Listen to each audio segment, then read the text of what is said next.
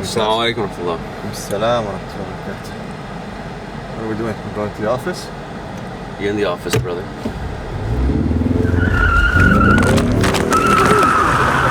That's how we do it. Today we find ourselves in beautiful Vancouver, British Columbia, known for its picturesque mountains, scenic coastlines, and mediocre hockey team. It has also become famous for hosting one of Western Canada's longest and largest Islamic conferences, Generation Muslim.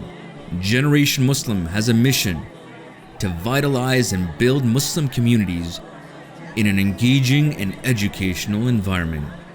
This year's Generation Muslim invited one of United Kingdom's most well-known scholars, Sheikh Haitham Haddad, world travel teacher and counselor Ustadh Gabriel, community leader and Islamic jurisprudence scholar Sheikh Abdurrahman Murad, and Islamophobia and government policy expert Abu Ayyub Afdal.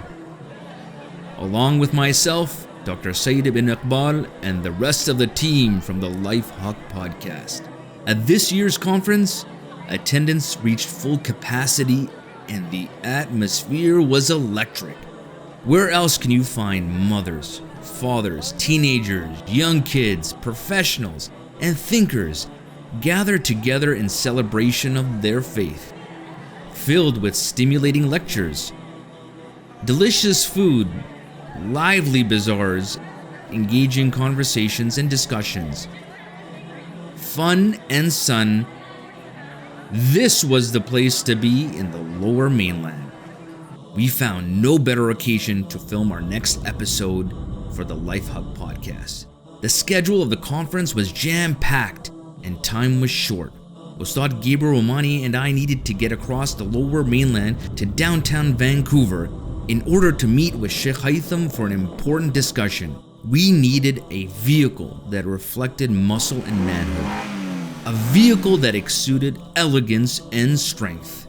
A vehicle that reflected the personality of our precious cargo, Ustadh Gabriel. We needed a 5-liter twin independent variable cam V8 engine boasting 450 horsepower, generating 410 pounds of torque. We needed a Ford Mustang GT. A vehicle not just for any Fulan, but one that could carry the Fast and Forsan. Join us as we filmed a raw and unfiltered podcast weaving through traffic, en route to meet Sheikh Haitham in one of Canada's most famous Turkish cafes along Vancouver Harbor. No, I'm not worried at all. I rely on God, Allah. Alhamdulillah. So have you enjoyed your time here in Vancouver? So far, mashallah, bro. That's Yeah. the weather. Alhamdulillah. That's smooth. This is not a good impression of Canada, though. I'm sorry. Really? Yeah, because Why? it's not as nice. You're gonna get too high of an expectation. So when we bring you to the prairies where it gets minus 40, 50, I know. Okay. you know what I mean? Windsor compared to this place. Mashallah, it's like a different country. Man. Yeah. I don't like Windsor. Even Toronto. Yeah, Toronto can get really cold. It's like bone chilling cold. But even like, the setup and I don't feel like I'm in Canada. It's a different vibe. 3-4 weeks ago, I went to the UK. Back here in Canada, I feel like I'm in a different country. What about the vibe you get from the Muslims here? Alhamdulillah. It seems like people are trying their best to do da'wah. There's a lot of challenges out here in these streets. You know about the Vancouver. Yeah, Vancouver is Yeah. definitely, I think Vancouver, Toronto, Montreal. Yeah. These are 3 cities that definitely have a lot of challenges. A lot of fitting. But the thing is, I don't know if the Muslim community's challenges are as bad as, for example, the UK. Yeah. I'm not sure if you guys know about the gangs, the Muslim gangs in the UK. We have pockets. I would say, you know what, back when I was growing up, gang was a little bit more of a bigger challenge, right? Like a bigger issue we were dealing with. Even myself, getting involved with certain friends, it was a little bit dangerous. Like, I won't lie to you, that's probably the biggest issue that we were dealing with. But it's different. It's way different. You talk to the young brothers here, that's not their biggest challenge. Like, as with the exception of certain areas, right? Yeah. Toronto, still there's some areas. where you have high gang activity. Edmonton actually used to have quite a bit. Calgary used to have the Lebanese gangs and things like that. But nowadays it's different. Like I think the biggest challenge people are dealing with is like, honestly speaking, it's like this fascia and all these vices. I'd say vices. You know what I mean? Like the video games, the phones, the social media. Yeah.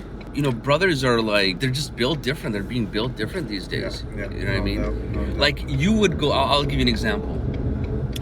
Back in the day, a brother wouldn't be close to the deen, right? But because he's part of that gang life, if somebody attacks the deen or another Muslim, I witnessed this. Yeah. A Muslim gets attacked in a school, because it's a Muslim, they're gonna go and rumble. There's gonna be something going down because of the Izza. You know what I mean? Nowadays, it's like they don't have that. They don't have that. Okay, if somebody's attacking Islam, we're gonna go stand up for it. Their fitan is different. You know what I mean? I don't know. Do you see that? Like you deal with a lot with the counseling and all that. Again, it depends in which country you are.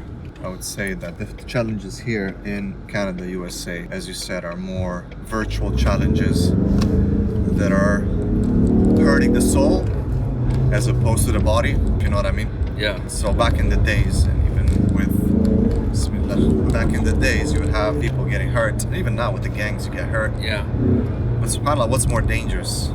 Getting hurt or getting your soul destroyed? Yeah. Both are dangerous, but when you lose your soul, you die every single day. Yeah.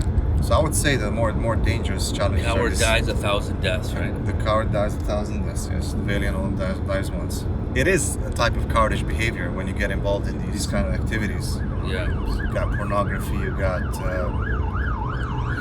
the addiction to video games, mobile phones, all kinds of weird stuff online, bro. Like every day they come up with some kind of weird.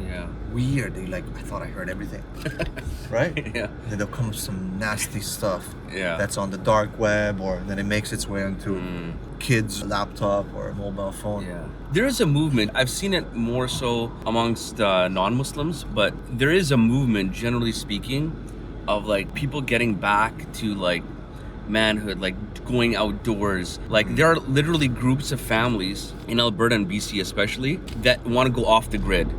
They want to just take build a self-sustaining house, your own water source, you create your own electricity and just do homeschooling, go off the grid. Right. And like just getting back to the basic elements of what makes like a man or a woman, right? So there is a movement. I've seen like a huge push towards this. And actually, for example, like the homeschooling thing, that's been growing even prior to COVID, by the way. Right. It was growing, like almost doubling every year, the type of students you would get in this homeschooling classes, right? Or the number. There is a movement towards that. Do you see that same thing in the Muslim community of getting back to like basic things, learning basic skills, how to farm, how to grow your own food? That's a big thing now. Right. It's like they'll have these groups. How can we like grow our own food? How can we just be self-sustaining? How can we raise our own animals? In the Western community, I don't know. In Malaysia, I've seen it. Yeah. There was a brother, may Allah have mercy on him, who was a convert, who wrote the Positive Science Psychology book. And in that, there's a chapter for self-sustainability and pharmaculture, and it's quite interesting model that he had on how to live and how to get back to nature. Call it the wild, right? It's getting back to your fitrah. And the argument was that you look around, you live a very unhealthy lifestyle. Heart attacks, cancer, immune system, immune deficiency problems. Why is it happening?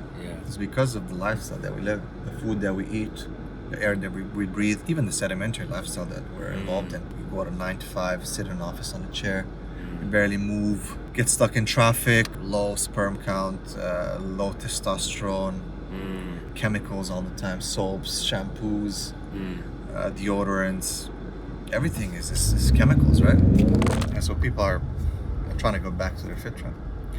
Muslim community, as I said, mostly in Malaysia, what I've seen in the West, I'm sure there are a few, but it's not something that we are promoting. Like the Muslims, we love to be with the system, let's be honest. It's something that post-colonial Muslim countries, we've been very good at just kind of being within the system. Alhamdulillah, I think when the first generations of Muslims came to the West, they're a bit more innovative. They started creating different systems, but now we're kind of plugged in We're not really innovating or inventing things that are tailor-made for the Muslim needs. And I would argue that right now we do need to unplug. Now, look, the reality is you have to live within this world. Yeah. The Prophet ﷺ himself, he would go to Ghar Hira, but then he would come down. He wouldn't stay there all the time, right? 100%. So, no doubt. Actually, now you say that, in Mecca, the custom was for the kids not to be raised in Mecca, to go out, go rural, That's right. cleaner environment. But then they would come back, right? Yeah. Once they get their strength. So I think you need to unplug. Make that foundation, But then unplug on a regular basis. Yeah. These retreats, time to, just connect again back to the fitrah, recharge, and get back to war, right? Yeah. But with regards to just getting back to masculinity and fitrah, I think the non-Muslims are more into it. The Muslims who are into it are mostly leaning towards the non-Muslim guidance that's available out there within masculinity, within reconnecting with the fitrah, with nature and so on. Again, because the Muslims are not talking about it. Yeah. So this is something. You know what's interesting? There's a book I was reading. I just want to remind myself the title. It's called "The Rise and Triumph of the Modern Self." Okay. So this guy, he talks about essentially how identity politics has taken over everything. The effects of liberalism, the background, all this different stuff, right? So he talks about transgenderism, all these different things. So what's interesting to note is those early liberal thinkers, what they would do is they would put like the evidence or one of the analogies that they would give or proofs they would give for their ideas, their liberal ideas, was that human beings have to go back to nature. So can you imagine this? So they're trying to show that, we want to go back to our nature, and they're arguing against marriage. They're arguing against a lot of these human conventions and institutions say that we need to follow our animalistic desires, right? So their concept of going back to nature was to remove yourself from like the machine that's causing us to be part of these customs that's not like natural with the environment, right? Isn't it interesting when you don't have a firm foundation deen that now many same non-Muslims are arguing to go back to nature to actually achieve the opposite, that we can have traditional marriages, that we can have traditional households and whatever gender roles, all of these different things. So I think what you mentioned, how Muslims are just, if we let these non-Muslims like set the tone, we let them like follow their lead, they're also like, it always changes. Like the reasoning, the foundation is always going to keep changing, right? We need to know, why are we going back out to nature? What is the purpose of it, right? What is the outcome that we want from that, We're not testing. Like we know what we have to achieve. It's already there. Our curriculum is set.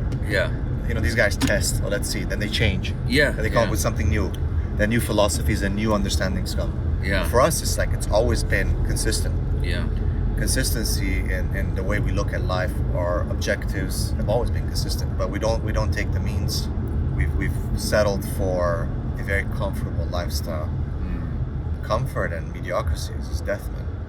Especially in today's world, it's a dog-eat-dog world. And the Muslims are saying, just chill, man, don't worry, it's okay. Oh, you're good enough. This is good enough. Just make dua, brother. It's okay, Allah will help us. Just make dua. And I always say, okay, I'm with you. Like, who doesn't want to make dua, right? Who doesn't believe that Allah will help us? But then my argument is like, then the Prophet would have just stayed in Medina or Mecca, just wait for things to happen, isn't it? You need to leave sometimes, like when you have overwhelming culture and environment that promotes things that are other than what Allah subhanahu wa ta'ala has guided us towards, you definitely, I feel you need those times to leave and build yourself. You know what I mean? Like, I don't know if you ever saw those old Rocky movies. You know what I mean? Like when those worn out gyms. What? The bad gyms, it goes back to the hood. Yeah. Train, Right? Or like when he fought Ivan Drago, arguably his toughest opponent. Right? So he's got to go. What did he do, man? He went out to the mountains, like left everything. He's lifting those rocks and going, you know what I mean? Exactly. So getting disconnected, right? But that's a movie. But in real life, or from our deen, and in reality, if you look at Ashab al-Kahf, right? I remember my sheikh teaching me once, sometimes to grow, like if you want to grow a tree, the worst place to put it is in the middle of a forest. Because they're already established. You trying to grow something, they already have the nutrients, they already established everything. Sometimes to make that tree grow, you got to make it away from the forest. You know what I mean? You got to plant it away, and then it gives it the space and the nutrients for it to grow. Working on yourself is probably the most important part of achieving the objectives of the Ummah. Because Allah subhanahu wa ta'ala says, يَا الَّذِينَ آمَنُوا قُوا أَنفُسَكُمْ وَأَهْلِكُمْ نَارًا. First you have to, there's a priority. If you don't know how to swim, how are you gonna save someone from drowning? If you don't know how to fight, how are you gonna defend someone? If you don't know how to do da'wah, how are you gonna bring people to the deen? You have to work on yourself. You have to disconnect. You have to invest in yourself. That's the problem. We don't. And there's this argument of being selfish. If you take care of yourself, you buy something nice for yourself, bro, you're selfish. You go to the gym, bro, you're selfish. You do something that you feel that you accomplish something in, and people are gonna say, bro, you're selfish. You're not thinking of your family. You're not thinking. It's incorrect. You have to invest time, resources in yourself so that you can give back to this community and to the world the best version of yourself. Yeah. And trust me, man, there's so many brothers who have amazing ideas, amazing potential. The world is never going to find out anything from there. It's never going to benefit from them. Because they've never spent time in developing themselves. Yeah. They've never spent time unplugging for a little bit, just going out there, building, doing something, coming back and giving the best version. Yeah. What do you think is the biggest distraction people have from doing that? Like, what is the biggest impediment that's stopping people from actually taking some real time to make something of themselves? Personally, number one, fear. Yeah. We're afraid. What if we fail? Sometimes we're afraid also, what if we succeed and we don't know how to handle that success? Next, I think, our families. Yeah. People don't understand how important it is to have a supportive family who believes in your mission. Yeah. If we look at the Anbiya, some of the first people that opposed them were their families. Prophet ﷺ, his tribe, his own uncles. If your family doesn't believe in you, you're gonna have a hard time. But for your family to believe in you, you yourself have to believe in yourself, believe in Allah subhanahu wa ta'ala first. Have a mission and vision in your life that's very, very clear. When people see that, people ask me, oh, what do you want to do? And you're like, oh, I want to do this, I want to be a doctor, I want to be an engineer. No, like, what's your mission? What do you want to achieve in life? Yeah. What problem do you want to change in this world? I didn't ask you what job you want to have, bro. Yeah. And I'm telling you that if you believe that you've been building that, your wife, your family is going to also start believing in it. Look at Khadija radiallahu anha. When the Prophet ﷺ came back after receiving the first revelation, she didn't tell him what's wrong with you. No, she said, no, you are a man who keeps the ties of kinship and takes care of the orphans and the poor people and the slaves. And she started listing all the good qualities that he has. She believed in him. I mean, that's something I would say fundamental for us. Sometimes our families will be against us, and even so, you have to keep pushing. You can't stop. Yeah. How many brothers, their wives or families or mothers or fathers be like, no, you can't. You're not just going out for a football match. Yeah. You're here doing something for Allah subhanahu wa ta'ala. Yeah. You want to change this world. Can one person change the world? You bet your best bucks that they can. Right? They can. But if you stop, the first no that you receive, the first rejection, then that's it, man. You're done. That's why most successful people will never stop. They always push. The Prophet said, everyone told him no. Imagine me and you would not be Muslims today. It started from one man. So I think these are fear, and sometimes just the family or the people around you, the close people around you, gotta tell you can't do it. It stops you from developing. Do you find that one of the effects of this fear is paralysis? Like they don't do anything. Yeah. Like they don't even make that first step. Paralysis by analysis. Overthinking too much. Yeah, overthinking. That's like you want to tell them, okay, hey, these are some of the things you know maybe you should do. Get yourself in shape. Get yourself mentally in shape. And they're like, yeah, I know I need to do this. I need to do this. I need to do this. But it's kind of like they have like 20 things, a list. They'll make a nice list of 20 things to do.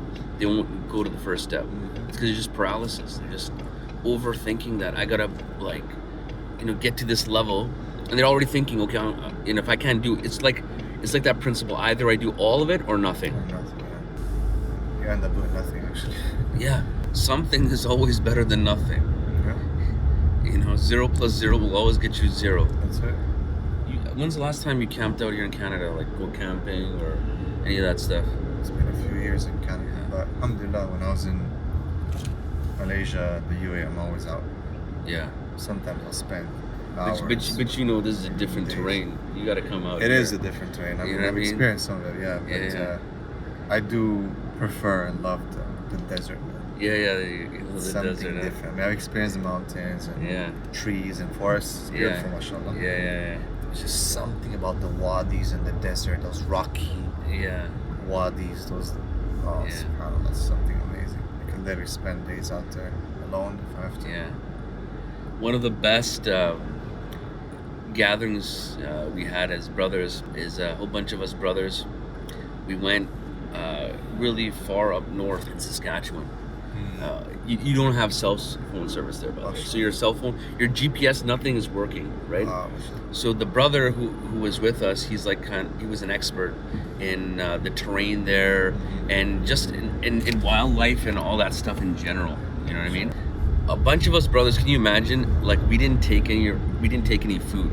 So you're going. It's winter time. We didn't take any food. We didn't take any food. You guys hunting? We hunted and fished for everything. Allah.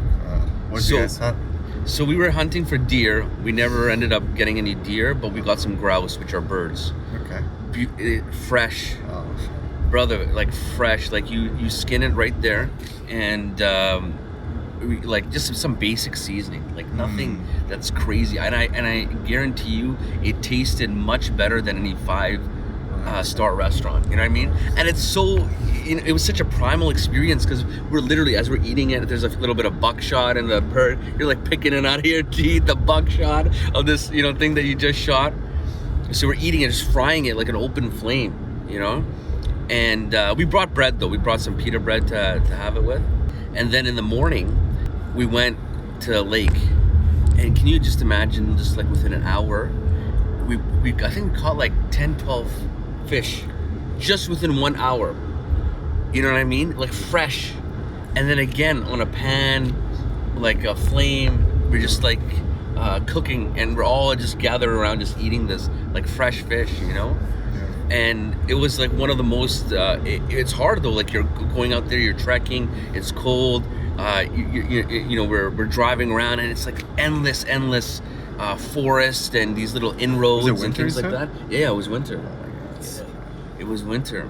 And then we were staying in these cabins, and there's no plumbing and stuff like that, right? Like but subhanAllah, it was awesome. It's like one of the best experiences. Like cold water. What? Did you get in the cold water? We didn't get in the cold water. Yeah, that's next level, man. That's next level. Cryotherapy, man. Yeah. No, that's that's next level. You do that? Cryotherapy. 4 degrees. Yeah. I can do about 20 minutes at 4 degrees. 20 minutes? That's not bad. Yeah, it's just, you feel like you shave about 10 years. Yeah. Go back to being young. How often do you do that? I haven't done it for a while, but I do the cold showers. Yeah. And I love Canada because you guys have cold water. Yeah. It's good. Malaysia don't have no cold water. Okay. Yeah, so I love that. That's fine, but I need to. I haven't done it for a while. It's just amazing though. Yeah, it's hard to find the cryotherapy places. I think they do it. I need to check it out. Yeah, it'd be nice to. Yeah. But for recovery, very good. Oh, especially for those who are into sports and working out. Yeah. It's really, really amazing. Recently, I had a conversation with Dawood Walid, who wrote a book on fitrah, chivalry, manhood, things like that, right?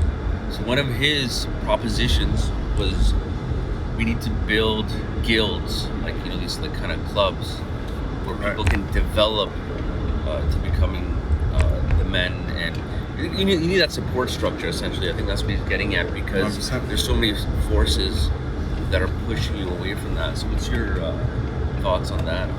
100%. That's what I was saying yesterday at the conference as well. That our communities have to have this in our Islamic schools, the curriculum, in the masjid. It has to be. There has to be. And that's what I was asking about, right? This mighty Muslims. There's mighty Muslims as well. Yeah, that's the next phase. So you need it for mighty Muslims. It's more in line with the man, right? Isn't it? Yeah. Like we need those kind of services for men. Yeah. Men have been told that, hey, if you congregate with this kind of intention of being man, it's like toxic, it's not good. And some are even pros in men to stop working out because it develops toxic masculinity. Yeah. So, but you know, they definitely encourage it for women. Yeah. So we need clubs, we need organizations. That's how I developed the Muslim Alpha Man course. Oh, so you have a course? I do have a course in this year. It should be launched in the next few days. We We worked quite hard on this. It's taken a long time because there's just a couple of people working on it. We don't really have the resources, but it's happening. It's kind of in line with what I've been preaching and saying for the last 15 years. Yeah. Alhamdulillah, getting men back to the fitrah. Yeah. There is a trend too, like with non-Muslims and Muslims offering these types of courses. So what's going to set you different? What's going to set you apart? What do you envision yourself bringing to the table? Right, I would say it's. I know there's a couple of people that launched it before me. Yeah. But I would like to say that I'm probably one of the first ones to talk about this. Yeah. Back in the days in my footpaths and the Huda TV programs when some of these brothers didn't exist yet. Yeah. I'm not trying to say, oh, hey, but it's the reality. Yeah. But you know, experience does matter. It does. You know what I mean? Like you can't talk about things that you haven't experienced, or you know, like sometimes you talk about like you have these brothers who have not been married very long, don't have any kids, right? You know, or maybe if they're not even married, like you can't talk about like you know, some of these things, right? So I think what would set out apart my course from others is there's definitely coming from an Islamic perspective. Right now, you have brothers who are in line with the Red Pill movement. There's a lot of truth to some of the things that they say, but then it comes with a lot of negative baggage as well. Yeah. So within Deen, we don't need to extract masculinity from other systems. We have it in our Deen. So I've tried my best to. But you know, I feel the fundamental flaw when you follow any of these ideologies is you extract principles purely from analogy, right? Whereas we extract principles, there is part of our mechanism of learning, developing, knowing the truth, seeking the truth, is we use analogy, but those foundational principles in the Quran and Sunnah serve as your framework, as your anchor. If you don't have that, like you're like any other type of philosophy. You just use analogy. You just try to create something from nothing. That's true. That's what I appreciate about you, because I see some of these brothers talking about red pill this, red pill that. You know what I mean? It's like, why are Muslims? Why do you think Muslims are so attracted to it? Yeah. So we don't have our own role models, our own brothers who speak about this. Yeah. And not just that, the youth cannot connect to some of the brothers who are preaching. Yeah, big time. You have to speak the language to people. As Allah says in the Quran, right, that He has sent prophets from their own people in their own languages, right? You have to have that connection. If you don't have that connection, you don't know how to speak the slang of the youth, the street talk, you know what they're into. Yeah. It's going to be very hard to reach out to them. The Prophet ﷺ was very well established in his community before he started preaching. Yeah. He knew who he was. He was in line with what was going on there. You identified one thing for sure though, like too many of like our imams, our, you know, the ones that get the most airtime, you know, people speaking to the Muslim community, sometimes on behalf of the Muslim community. A lot of their advice and what they focus on is not practical. And the algorithm is not going to push someone like you and I, like I was telling the brothers too, right? Like with your podcast. Yeah. I mean, some of the things, the production, the quality is so amazing. The algorithm's not pushing. They don't want that, right? They want weird stuff. Yeah, it's sad. The stuff that gets pushed sometimes. I'm like, is the world so different? You know what I mean? I'm like, is the world? But it's not a good reflection of the reality, because you talk to brothers in real life, like last night. So many of the brothers, man, they're thirsty. They're connected. You know what I mean? And I think that's the difference that we as an ummah have to understand. What's the difference between people online, which are just viewers? It's anybody, and it's being pushed by whatever mechanism that's there, right? That mechanism has an agenda. That's right. A mistake, an assumption people make is they think that these algorithms are impartial. You understand what I'm saying? Right. They're saying like, oh, it's just wherever the demand is, that's where the algorithm. No, that algorithm is seriously flawed. Like it's flawed in the sense if you're trying to use it as a mechanism for justice.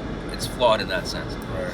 But there is an agenda. It has pieces built within it to push forth certain narratives, certain thoughts, certain views, agendas, everything, right? 100%. So yeah, like I don't know, like how I think sometimes it's just amazing that we are able to even connect or discover people like yourself, online, because you see the same type of like reminders, the same type of like talking points, like the same type of things. Oh man, we need to do everything, and the women don't have to do anything in the relationship. I mean, that's like the worst advice you could give anybody in a marriage. Like, why are you're setting people up for failure? You know what I mean? And then like, how do these like, you probably know what I'm talking about. Some of these psyop YouTube accounts where, it looks like a Muslim sister teaching people just how to like, wear hijab or Muslim fashion, and then then just get this huge audience and just, lead them astray. You know what I mean? Right. So, I think that's probably the worst place to really learn and connect with people. You know what I mean? Stuff that you and I talked about, it's not very comfortable, is it? Yeah. People don't like to be challenged. Yeah. Like yesterday when you raised your voice, right? Yeah. You saw how people reacted. Yeah. Right? Because they're not used to that. Yeah. But it like wakes you up. Like, hello, like wake up, man. Yeah. Because it's real, right? The Prophet sometimes would get read on the minbar. Yeah. Like sometimes you have to raise your voice, right? Yeah. People like after some khutbahs, when I give some khutbahs, people are like, why are you angry? Yeah. Or people message me, I'm like, why are you always angry? Yeah. Like start swearing at me. Yeah. Like, oh bro, you're always angry. This, F that, you're angry. Oh, what's wrong with you? Go for some counseling. Weird stuff. I'm like, dude, we're angry because of our status in the ummah and how we where we at. Bro, we still feel stuff. We feel, man. Man, we're not sad, dead bro. inside. We're feeling. We're feeling it. Sad. Part bro, of perfection of of faith is to love and hate for the sake of Allah subhanahu wa ta'ala. That's it, So yeah, I'm gonna get angry sometimes. Bro, you see these things around, and people will be like, "Oh, we're okay. It's all good." Yeah. Don't worry. It's just it's horrible. So yeah. I've toned down a lot. Yeah. I used to, when I first started getting khutbahs, I used to very like most of the khutbah I might be raising my voice. I toned down a lot, so I don't want to bring it up, bring it down, stuff like that. But never tell me that that's not something that we need to do. Like sometimes people just want to like lobotomize you. They just want you to be like this, like drooling guy. Okay, come here, take your pill, go to your room. They just lobotomize your Islam. That's it. You gotta yell sometimes. You gotta get upset. Like, when people say, "Oh, just ignore," when people insult the Prophet ﷺ. I think that's the worst advice. You're like helping the people achieve their objective. We should be so upset. It should keep us up at night if someone insulted Rasul ﷺ. Forget about the non-Muslims, bro. I was so pissed off, man. Yeah. One of these popular speakers. Yeah. In one of the videos. Yeah. He was asked about insulting the Prophet ﷺ. Yeah. And he said, "I support that." What? I swear to God, bro. Get out of here. I'll show you the video. Ahlus Sunnah. Ahlus Sunnah, bro. I said, I support that because this is the right of people to freedom of speech. So I support this kind of... You support that. I mean, he did... I think people really went crazy after, so he did apologize, but he meant that. Yeah, everyone can backtrack, man. And it's just like, what do you mean? Oh, I support the rights. I support the rights of other people to insult the Prophet ﷺ. That's what he said. Because I believe it's the best system where people can just, do what they want, and it's freedom. And how many statements? This is kufr, man. Yeah, how many statements of kufr can you pack into to a YouTube short? And this is a very popular person, bro. There are a lot of people follow him. Yeah. But when you get to this popularity, you start saying things that are meant to please people. Then you put yourself in danger. You become like this intellectual bourgeoisie, man. Yeah. You do this bourgeois attitude, that, the regular Muslims don't understand the depthness of what I'm talking about. Do you get that attitude of arrogance sometimes with some of these guys? Like, you know what I mean? Like, you the don't regular, know what you're just simple, awam. like, you know what I mean? You don't know what you're talking. I'm a scholar. Yeah. I'm at a different level. You just sit there. I swear, man, that Shawar Kameez wearing uncle in Pakistan who's burning an effigy right now has more sense than some of these people. you know what I'm saying? Yeah. Like, feel something. Actually, it's interesting. My sheikh, he told me, like, because he's from India-Pakistan region, and he said that that's one thing you'll see with, like, some of these, like, he calls them gunde, like thugs, right? So, like, you'll see with some of them, like, who are Muslim, they're not coming to the masjid, they're not doing any of this stuff. The moment somebody, like, insults our Rasul Sallallahu or does, they're the first one to stand up, and all these people you see in the masjid all the time praying, we're really Sufi, everything, just quiet, nowhere to be seen. The thugs are gonna be like, what'd you say? Yeah. Takes the beer bottle. You know what I mean? So it's like, you have to appreciate that. Like, that is actually one of the parts of Iman. See, a person who's doing ibadah and showing the beard, all this stuff, that's actually a sign that's showing parts of Iman, right? But a person who has an Izza and defending, for example, our Rasul Sallallahu Alaihi Wasallam, you're telling me that Umar radiallahu an, who said, like, yeah, Rasulullah, let me, like, remove the head of this guy. You know what I mean? No, Umar is like, stay back. You're saying your Iman is more perfect than Umar radiallahu an? Your Iman is better than that? No, like, we should still, of course, we're not going to go, like, do illegal things. But we need to, first of all, I think you would be dead inside. You are a zombie. You are a drone if you don't feel anger and sadness. If, like, someone insults our Rasul Sallallahu Alaihi Wasallam, or somebody, you see the attacks, for example, in Philistine, right? I remember this is a Muslim brother after Jum'ah, and it was one of the Intifada. So I was like, subhanAllah, like, I was talking to him about this. I'm like, can you believe this is happening? I was really upset, right? I think they were bombing Gaza at the time. So this is many years ago, and the Muslim brother, after Jum'ah, he said, it's it doesn't affect me. It doesn't bother me. This is like a sign of Iman. Like, your Iman is deficient, bro. I was talking to one client of mine. Yeah. I think I used just analogy. So look, man, our problems are not even close to what our brothers in Palestine and all over Syria are going through. Yeah. Because I can't even be bothered about that, bro. Because I just have my own issue. That's it. I said, bro, what are you talking about? He said, I can't be bothered about that. Yeah. I was like, subhanallah. Yeah. That's what we waste. You can't be bothered about that. Yeah. Those are hearts, actually, they're dead. Yeah. Those are hearts that are dead. Actually, that's the crux of the matter for so many of these issues. Whatever your heart is attached to, what, like, gives your heart life. For some people, their heart, the blood that pumps in their heart is dinar and dirham. That's what's pumping. People, they don't understand. I remember, by the way, funny end story with this brother. Somebody, like, from the other part of the country called me specifically to ask a reference about this brother because he wanted to see whether his daughter would be suitable. They proposed to his daughter, right? So he said, like, I want to give you honest opinion. I said, well, I've never seen him do any sin. I haven't seen him do anything haram. I haven't seen him, like, he goes to the masjid. Like, I see him go to masjid. I see him, like, involved with, like, Muslim Students Association, all that stuff. It's like, there's one thing, I don't know if it's going to bother you. It bothered me. I didn't like it. To me, my understanding of the deen, I felt that this is a weakness in him, but I don't know if it is something that would bother you, right? He said, no, tell me. I'm like, well, and I told him exactly what happened. I'm like, this issue happened, like the Philistines, they were bombing, and then he's like, this is what he said. And I felt this is the thing that just bothered me. But I haven't seen him do like any like haram things and other stuff like that. I don't see him as like being. I wouldn't marry my daughter to someone like that, bro. But you know what he said? He said, no, that does matter to me. Of course.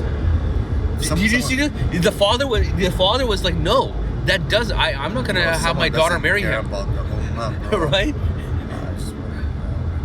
You understand what I'm saying?